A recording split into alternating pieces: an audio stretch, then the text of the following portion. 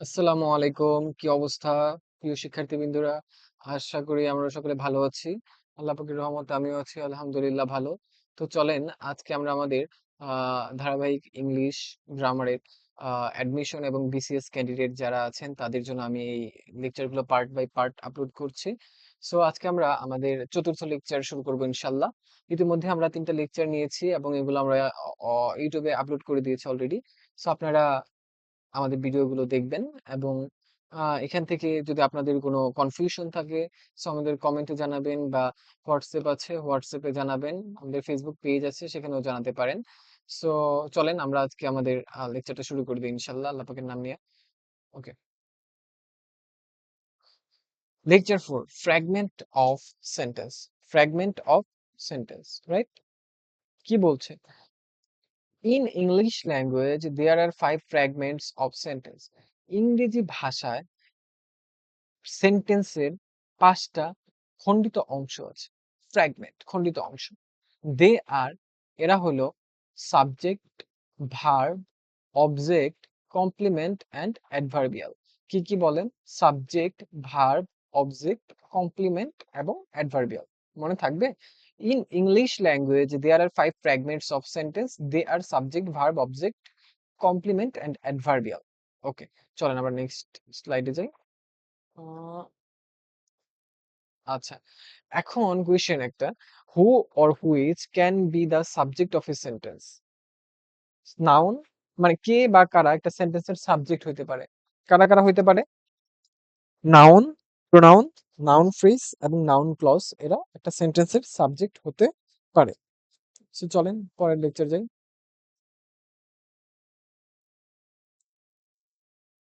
এরপরের question, who or which can be the object of a sentence? কে বা কারা একটা সেন্টেন্সের অবজেক্ট হতে পারে? Noun, pronoun, noun phrase, noun clause.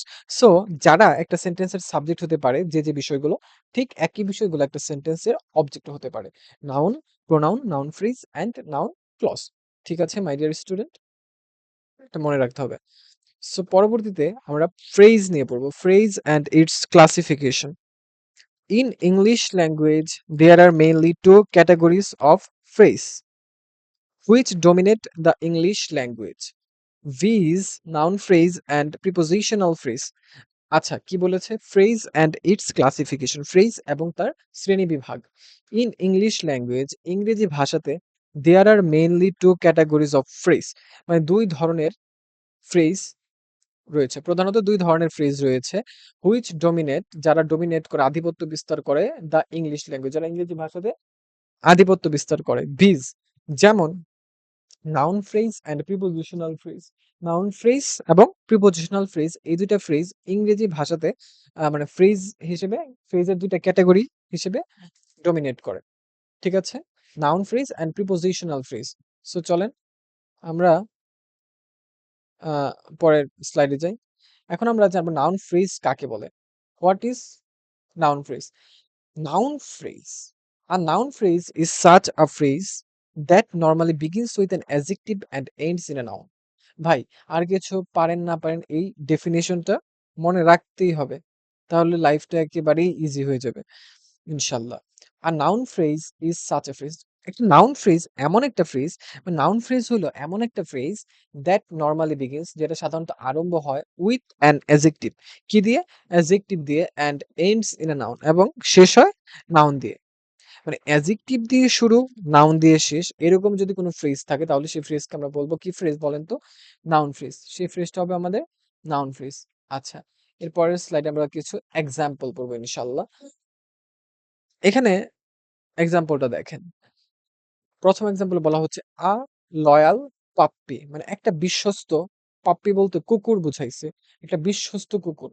তাহলে কি বলছে? অ্যাডজেক্টিভ দিয়ে শুরু, নাউন দিয়ে শেষ, পাপ্পি অর ডগ। সো এটা হচ্ছে একটা নাউন। আর আমাদের একটা নোট আছে যে article, articles are always adjective. Article গুলা সবসময় অ্যাডজেক্টিভ হিসেবে কাজ করবে। আর্টিকেল, কোয়ালিফায়ার, কোয়ান্টিফায়ার গুলো অলওয়েজ অ্যাডজেক্টিভ হবে, এটা মনে রাখবেন। তাহলে এ অ্যাডজেক্টিভ দিয়ে শুরু, পাপ্পি নাউন দিয়ে শেষ। অ্যাডজেক্টিভ দিয়ে শুরু, নাউন দিয়ে শেষ, কি কি ধরনের ফ্রেজ হবে? Noun phrase. পরের এক্সাম্পলটা দেখেন, an impressive actress. An impressive actress, so একজন আ কুর্ষিত নায়িকা, চিত্রনায়িকা। হ্যাঁ? ইমপ্রেসিভ, হুম? আকর্ষিত এরকম বোঝাচ্ছে। So an article or adjective determiner দিয়ে শুরু এবং অ্যাক্ট্রেস নাউন দিয়ে শেষ। সো এটাও নাউন ফ্রেজ। বা ইন্টারন্যাশনাল কনফারেন্স মানে আন্তর্জাতিক সম্মেলন। So the adjective and conference noun. হ্যাঁ? এটা হবে নাউন ফ্রেজ। অ্যাডজেক্টিভ দিয়ে শুরু, নাউন দিয়ে শেষ, নাউন ফ্রেজ। সাম হিলিবিলিটি গার্লস কিছু খাপসা সেইরাইন বা কিছু খাপসা বেট্টাইন। তো সাম এখানে হচ্ছে আমাদের আ কি বলে? Adjective, right? এটা হচ্ছে কোয়ান্টিফায়ার। আর গার্লস নাউন। সো গার্লস এর কোয়ালিটি বোঝাইতেছে গার্লসটা কেমন? হিলিবিলিটি গার্লস মানে খাপসা সেরি। এখন দেখেন এখানে অ্যাডজেক্টিভ দিয়ে শুরু এবং নাউন দিয়ে শেষ। তাহলে এটা কি ফ্রেজ হবে? Noun phrase. Right? My dear student আশা করি বুঝতে পারছি। তো পরেরটা দেখেন 5 নাভিড মিসক্রিয়েন্টস। মিসক্রিয়েন্ট মানে দুষ্কৃতিকারী। ৫ টা দুষ্কৃতিকারী। রাইট?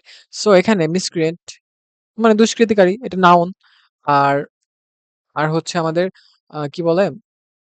উম 5 এটা হচ্ছে একটা কোয়ান্টিফায়ার, পরিমাণ বোঝাচ্ছে। সো এটা একটা অ্যাডজেক্টিভ। কোয়ান্টিফায়ার, আর্টিকেল এগুলো অ্যাডজেক্টিভ হয়।